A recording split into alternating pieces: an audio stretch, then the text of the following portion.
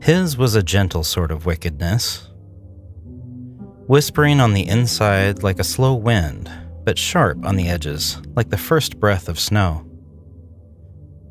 He liked his sins soft and his torments tempting. The other denizens of the nether realms mocked him for his predilections. But, he'd argue, why must the suffering of the damned always be so horrible? Why must evil always be messy? There was no purpose, to his mind, in ugliness. No challenge. Now, making eternal damnation beautiful, that was a challenge. That kept him going. Even if none of the others understood, even if they put him down and undermined him and gave him the worst jobs in the entire underworld, he never got promoted. He never got the fun assignments, always the trash. Even hell has its rejects, he thought wryly. So, about an aeon or two ago, he'd started sneaking out to find his own work, his own collection of fallen souls. It was rare, though, to find a mortal who could appreciate the gifts he had to give. More rare still, to find one who asked for it. He'd never found one who could reciprocate. Maybe he was just too picky. It was hard when one must sneak around one's fellow demons and one's superiors. Several hundred years ago, he'd found a kind of back door, but he had to be very careful using it. If the others found out, he'd be the one in chains and stocks for the next several millennia, until they got bored and forgot about his misbehavior. Somewhere in there, he discovered a new and strange sensation, especially for one of his kind. Bored, he was used to. Out of place, well, he'd been that since he was created. Formed flawed, they called him. Whatever. But now he was lonely. Being out of place never went away. He would prowl the halls of the nether realms, listlessly sometimes, looking for something, anything, that could answer his questions. Sometimes he just wandered because there was nothing else to do. Bored was easy to deal with. He was a demon after all, and creativity came with the territory. His latest pastime, when he could get away with it, under the noses of his supervisors, was finding mortals to trick into summoning him. It wasn't always hard.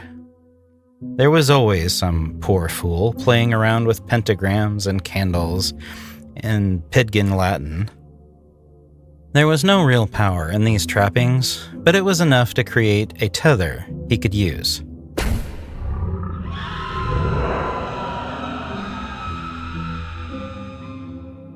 He'd pop in, scare the living wits out of the would-be summoner, or summoners. Sometimes it was a group effort, and he hated those. They were always so noisy and chaotic. Get a good giggle out of it, and pop home again. Sometimes it was a more serious affair, and the mortal tried to wrangle some kind of deal.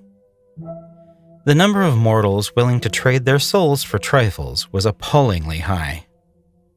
He'd mumble some vague mystic's ramblings, just enough to leave them pleased with themselves, and drift off to the netherworld again with a contract in hand, and very little effort on his part. They never actually listened to what he agreed to. He had a rather modest collection of these particular souls in his pocket. They weren't quality, but it was enough to trade for favors here and there when he needed them. Sometimes, just sometimes, a mortal made it a challenge, tried to be good or clever. Every now and then, a mortal had just enough knowledge and will to actually push a deal. These could be interesting, mildly diverting, and a pleasant change from the drudgery to which he was usually shackled. This particular time, this one morsel who had caught his eye, was different. He always had a few prospects to work on all at once, chosen at random from the dredges of the master list. But this one was actively seeking,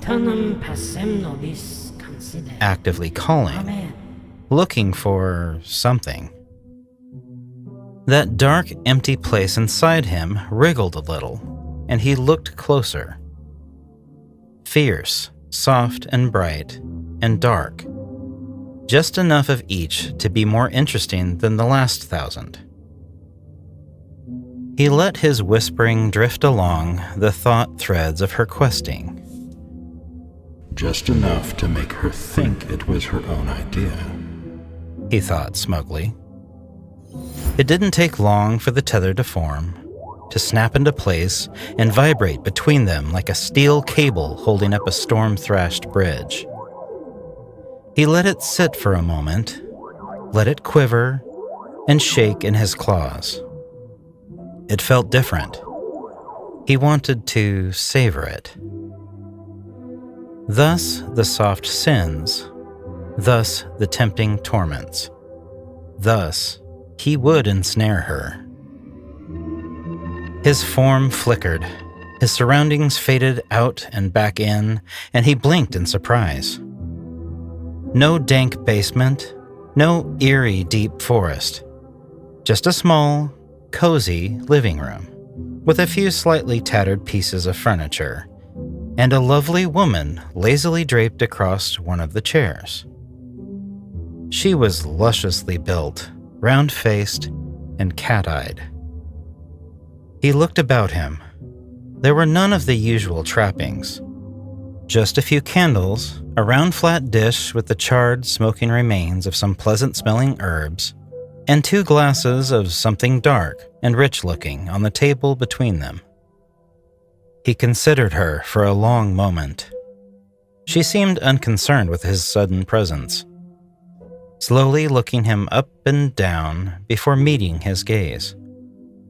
Something flickered in the depths of her eyes for less than a heartbeat. Apprehension? Uncertainty? Amusement? It was there and gone, too fast for him to be sure. But then her full lips curled, ever so slightly. He felt like he might lose control of the situation if he didn't move swiftly. The candle flames flared, tinges of hellfire reaching like ravaged fingers toward the ceiling. The stink of sulfur tinged the remnants of the incense, turning it violent. The pillar of fire sank, and he was on the other side of the coffee table, doing his best to loom, sourceless low light casting his shadow to fill the room behind him. Presentation is everything. Her gaze flickered once more. This time, he was sure. Anticipation, certainly. Satisfaction. Her fingers flexed as though grasping something he couldn't see. The curl of her lips intensified. The sensation that he had already lost control of the situation deepened. He frowned and loomed harder, leaning forward and down. Why have you summoned me, fragile morsel? What is it you desire? His words came out in a low, dangerous growl.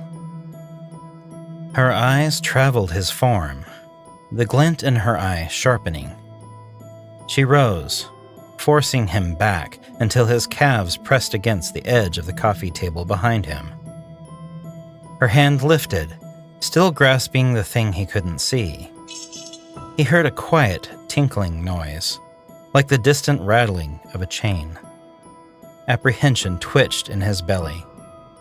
I wasn't sure this would work. But here you are. She purred, satisfaction rippling through her soft, matter-of-fact words. No blustering, no arrogance, no pomposity, no posturing, just a simple statement. Both of her hands moved, and now he could feel it. The tinkling noise grew louder. For several moments, as her hands gathered the chain, it was the only thing he could hear. His body bent, obeying the harsh command of the coldly burning iron band around his neck. His throat constricted, and the shock of it charged through him. Caught. Snared. Like a rabbit. How? Tricked. He'd been tricked. He'd been so bored, he hadn't paid attention. And now, he'd never return to the nether realms. Not that they'd miss him, nor would he miss them. Her smile widened. And this time it was her who loomed. Her hands slowly drew the chain short, pulling him close and rooting him to the spot. My desire is you, pet.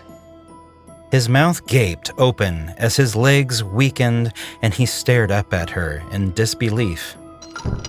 He dropped to his knees, and that strange empty place inside him quivered and quietly waved him farewell, like a longtime friend mildly sorry to say goodbye.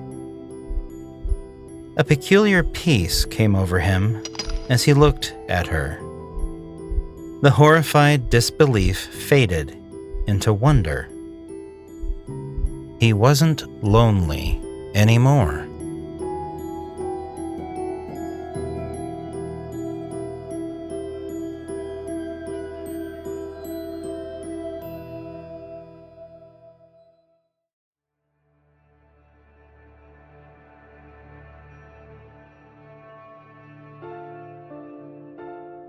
Salutations, dark passengers, and thank you for taking the time to listen to this story.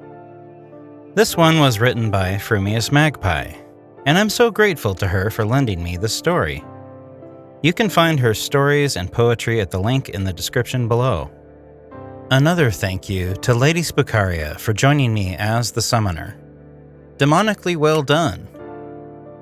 I am still chipping away at my next J.M. Nelson presentation, and it should be up in the next month or two. I appreciate you stopping by, and I look forward to petting you again soon.